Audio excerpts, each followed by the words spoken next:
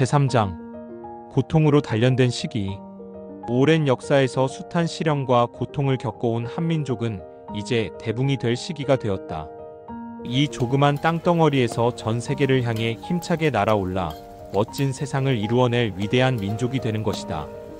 공의롭고 선한 세상을 구현해야 하는 사명을 지닌 나 역시 긴 시간 숱한 시련과 고통의 당금질을 거쳐야만 했다.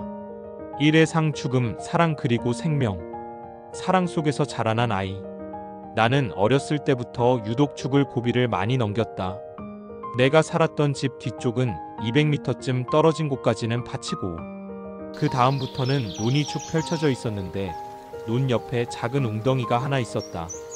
5살 되던 해의 여름, 나는 혼자 그 웅덩이에서 물장난을 치다가 그만 깊은 곳으로 빠져들고 말았다. 이때 그곳에서 1km 정도 떨어진 정자나무 아래에서 우리 동네에 머슴이던 김영기라는 청년이 나무를 하러 가다 지게를 옆에 놓고 잠시 낮잠을 자고 있었다. 그런데 어떤 여자가 애절하게 그 청년의 이름을 부르면서 잠을 깨웠다. 눈을 떠보니 여자는 보이지 않고 계속해서 한 방향에서 여자가 이름을 부르길래 그 청년은 소리가 나는 쪽을 향해 논두렁길을 한참 갔다. 사람이 다니지도 않는 들판 한가운데를 걸어가며 여자가 부르는 곳으로 1km쯤 가니 작은 웅덩이에 어린아이가 배가 불룩한 채 떠 있었다. 그는 아이를 급히 물에서 끄집어내고는 물을 토하게 하여 겨우 살려냈다. 그 아이가 바로 나였다. 그런데 그가 나를 발견한 그 순간부터 여자의 음성이 들리지 않았다고 한다. 그 김영기라는 청년은 1년 전 내 어머니가 돌아가시자 어머니의 시신을 마을의 앞산에다 묻어준 일꾼이었다. 그 일 이후 그 청년이 들었던 애절한 여인의 목소리가 나의 어머니였다는 소문이 마을에 퍼져나가 마을 아주머니들은 나만 보면 어린 것이 고생한다면서 머리를 쓰다듬어주고 돌아가신 어머니, 아버지 이야기를 하며 눈물을 글썽이곤 했다. 그러면서 먹을 것도 주고 위로도 하며 관심을 보여주어 나는 누구 못지않게 많은 사랑 속에 자랄 수 있었다. 죽음의 고비마다 나를 구한 힘. 몇 살 때였는지 기억이 나지 않지만 산에 나무를 하러 간 어느 날이었다. 솔방울을 따러 키 큰 나무에 올라갔다가 그만 발을 헛디뎌 나무에서 떨어지고 말았다. 그 순간 의식을 잃었는데 잠시 후 정신을 차리고 보니 복부 쪽에 길게 상처가 난 상태로 윗도리가 부러진 나뭇가지에 걸린 채 몸이 대롱대롱 매달려 있었다. 피가 나고 있었지만 상처는 다행히 그렇게 깊지는 않았다. 만약 나뭇가지에 걸리지 않고 그대로 땅에 떨어졌더라면 다리가 부러지거나 하여 심한 부상을 입었을 것이다. 나는 간신히 손을 뻗어 나무를 붙들고 옷을 나뭇가지에서 떼어낸 다음 나무에서 내려올 수 있었다. 9살 때는 솔방울을 한가마니 주워서 짊어지고 험한 절벽길을 아슬아슬하게 걸어 내려오는데 갑자기 돌풍이 불어 지게를 진 채 나라가 절벽 아래로 굴러떨어졌다. 다행히 지게가 먼저 곤두박질 쳐서 몸은 크게 다치지 않았다. 몸이 먼저 돌에 부딪혔거나 지게에 깔리면서 내동댕이 쳐졌더라면 중상을 입거나 목숨이 위태로웠을 사고였다. 이 외에도 밭두렁에서 소에게 풀을 먹이던 중 소가 미끄러지면서 물고랑에 떨어져 뒤집힌 것을 두 손으로 일으키다가 소 밑에 깔려서 죽을 뻔하기도 했고 산에서 풀을 베다가 풀 속에 숨어있는 독사를 풀과 함께 잡았다. 물려서 정신을 잃고 2시간 만에 깨어나기도 했다. 또 몰고 가던 소가 벌집을 밟는 바람에 수백 마리의 벌이 날아와 나를 집중 공격한 적도 있었다. 그때 수백 미터를 도망가 개울물 속으로 뛰어들어갔지만 벌들이 옷 안에서 온몸을 쏘아 일주일 동안 사경을 헤매기도 했다. 서울에 와서도 나는 죽음의 문턱을 수없이 오르내렸다. 서울에 처음 와서 야간 중학교에 들어갈 학비를 마련하기 위해 남대문 시장에서 구두를 닦을 때였다. 하루는 영화 엑스트라로 출연하면 용돈을 벌 수 있다고 해서 도봉산에서 촬영하는 전쟁 영화에 엑스트라로 나갔다. 아군 복장을 하고 산을 오르는 중이었는데 갑자기 내 얼굴 바로 앞에서 폭약이 폭발하는 게 아닌가? 몸이 10m쯤 하늘로 떴다가 땅에 곤두박질했다. 의식을 잃었음은 물론이다. 또 목사님 양아들로 있을 때였다. 낮에는 원효로 사가에 있는 폐타이어 공장에 다니고 저녁에 야간 고등학교에 다녔는데 하루는 공장 마당에 높이 쌓아놓은 폐타이어가 갑자기 무너지면서 그만 그 밑에 깔리고 말았다. 사람들의 도움으로 간신히 빠져나오긴 했으나 중상을 입은 뒤였다. 이후 목사님의 소개로 서울역 부근에 있는 금반지를 만들어 수출하는 공장에 들어갔다. 금과 신주로 14K, 18K 등을 만드는데 여기서는 두 가지 금속과 청산가리를 넣고 끓여서 녹이는 과정이 있었다. 이 일을 내가 맡았는데 일을 하다 보면 청산가리 냄새를 맡지 않을 수 없었다. 오래도록 청산가리를 취급하다 보니 코피를 쏟고 청산가리 냄새에 질식하여 죽을 뻔한 적도 수차례였다. 홍제동 판자촌 꼭대기에 천막을 치고 살던 야간. 고등학교 3학년 시절에는 내복이 없어서 교복 밑으로 온몸에 신문지를 감고 추위에 떨며 잠을 잤다. 신문지를 감고 있으면 그나마 덜 추웠고 또 이가 생기지 않아 좋았다.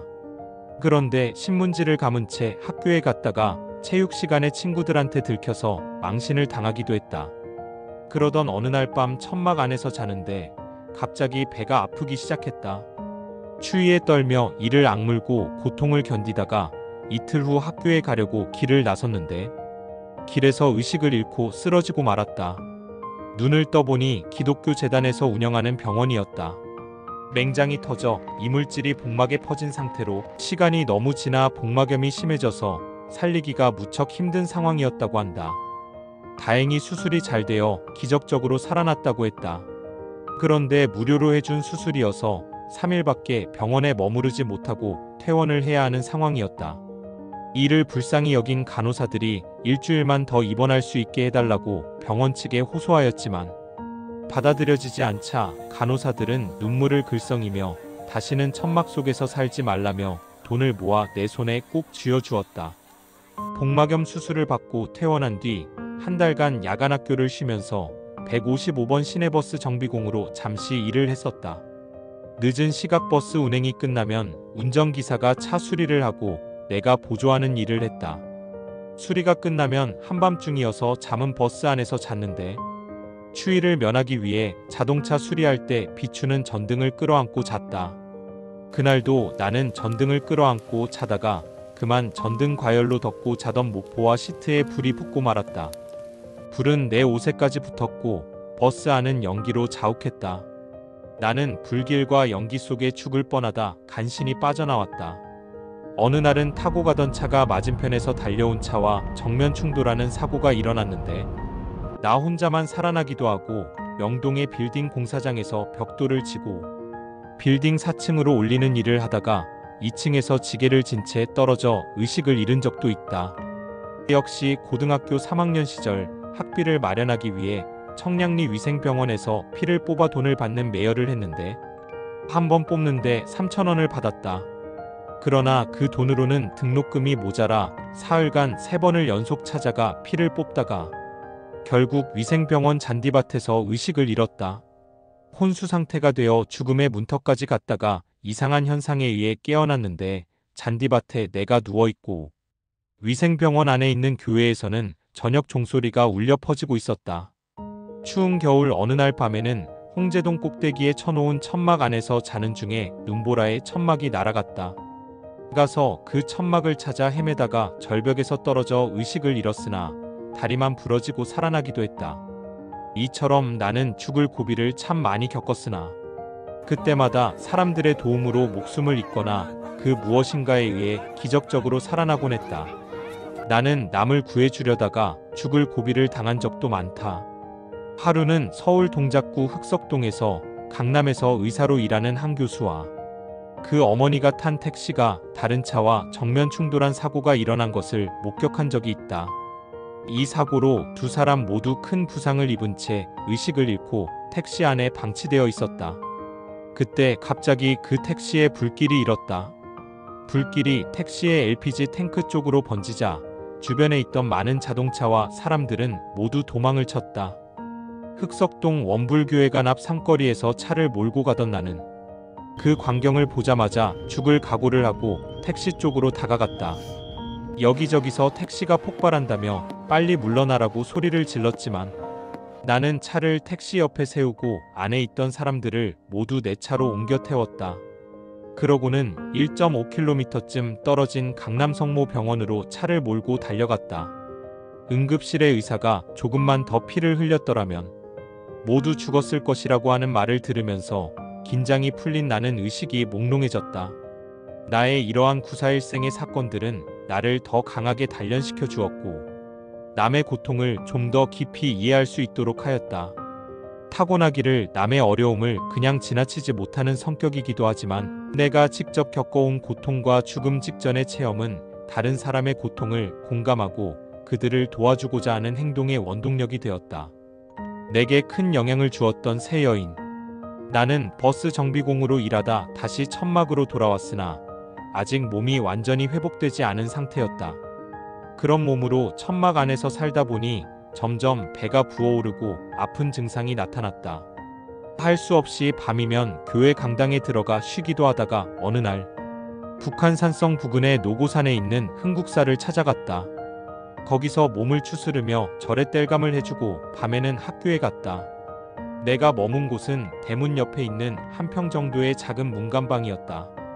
낮에 나무를 하고 밤에 학교에 다니는데 학교가 끝나고 절이 있는 곳까지 가려면 시간이 늦어 절에서 저녁을 먹을 수가 없었다.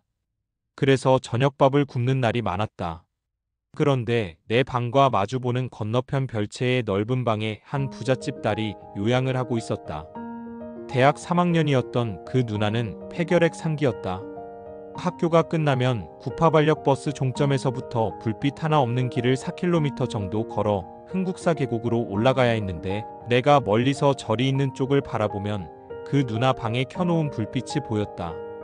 불빛은 마치 캄캄한 밤에 항해하는 배에게 길을 알리는 등대불 같았다. 그 불빛을 보며 용기를 내어 절에 도착했는데 언제부터인가 누나가 내가 먹을 저녁밥을 누나 방 이불 속에 묻어두었다가 갖다 주었다. 낮에 땔감을 하러 빨갛게 낙엽진 숲속에서 나무를 하고 있으면 누나가 옆에 와서 시를 읽어주기도 했다. 나는 누나가 읽어주는 시를 듣다가 자연스레 100여 편의 시를 암송하기도 했다. 아름다운 선녀와도 같던 그 누나는 결국 그의 겨울 눈이 발목까지 오던 날 조용히 숨을 거두었다. 나는 누나의 병을 알고 있었다. 어릴 적 내게 젖을 주던 아주머니들은 나를 보기만 해도 병이 나았다고 한다. 그러나 누나의 병만큼은 나도 어쩔 수가 없었다. 누나의 명이 그것밖에 되지 않은 탓도 있었지만 나 스스로 이별의 아픔을 비롯하여 인간이 겪는 수많은 고통을 몸소 체험하며 자신을 단련할 뿐만 아니라 인간의 온갖 감정과 고통을 이해하고 공감함으로써 장차 소명을 펼치기 위해서 나 자신을 준비하는 시기에 있었기 때문이다. 누나의 죽음을 맞닥뜨리면서 나는 말할 수 없는 상실감과 병을 고쳐주지 못한 데에 대한 깊은 무력감을 느꼈다. 무력감과 자책감 속에서 그동안 그 누나에게 받았던 어머니의 품과 같이 따뜻한 사랑을 나는 잊을 수가 없었고 그것은 시간이 갈수록 진한 그리움이 되어 가슴속에 자리했다. 누나가 생을 달리한 이후 학교가 끝나고 절로 돌아올 때면 등대불 없는 칠흑같이 캄캄한 산골짜기를 걸으며 나는 소리 없이 눈물을 흘리곤 했다. 저녁밥을 굶은 채 절간의 문간방에서 자정이 넘도록 공부를 할 때마다 금방이라도 누나가 밥상을 들고 들어올 것 같아 나도 모르게 문 쪽을 바라보기도 하였다. 어머니는 나를 낳은 지 3년 6개월 만에 돌아가셨다. 어머니의 상여가 나갈 때 동네 아주머니들이 니네 엄마 꽃가마 타고 서울 간다 라고 하자 철없던 나는 그 말을 그대로 믿고 춤을 추면서 아이들에게 자랑을 했다고 하며 그 모습을 보고 온 동네 사람들이 울었다고 한다.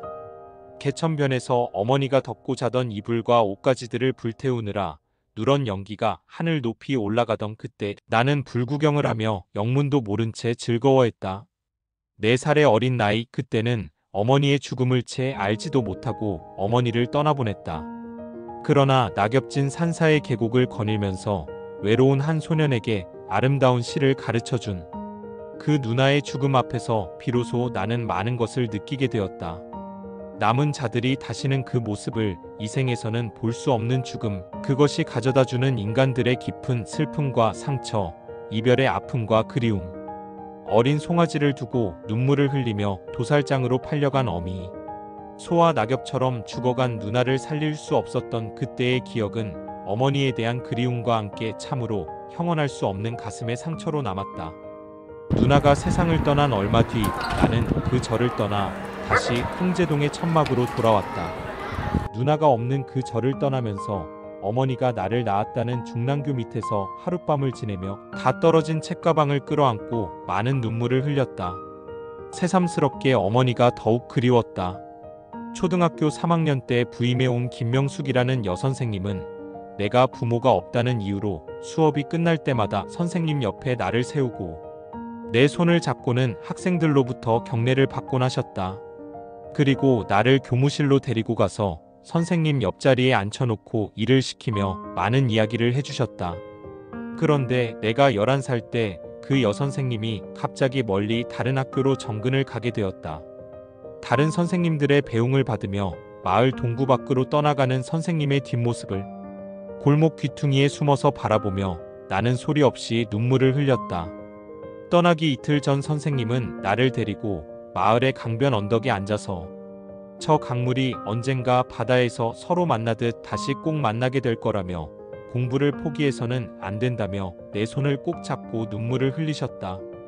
부모 없이 남의 집에 얹혀서 머슴처럼 살며 초라한 옷차림으로 학교에 나오는 한 소년에게 사랑과 용기를 주셨던 그 선생님. 누나의 죽음 이후 그 선생님은 어디서 어떻게 살고 계실까 하는 궁금증과 아련한 그리움이 밀려왔다. 4살 때 떠난 어머니와 11살 때 떠난 김명숙 선생님, 18살 때 떠난 누나. 그 이후 나는 그 세 여인을 생각할 때마다 그들이 언제나 나를 지켜보고 있는 것 같고 그들의 사랑과 기대에 보답해야 한다는 생각에 좋은 일을 해야 한다고 마음먹곤 했다. 청소년 시절까지의 이러한 여러 경험은 내게 있어 장차 내가 해야 할 사명을 이룰 수 있는 준비로서 인간이 겪을 수 있는 모든 것을 겪도록 예정된 과정이었다. 이 기간 동안은 나 자신도 나의 정체성을 잘 알 수 없도록 설정되어 있었지만 동시에 여러 경험을 통해 서서히 그 정체성을 깨달아갈 수 있도록 설정된 시기이기도 했다.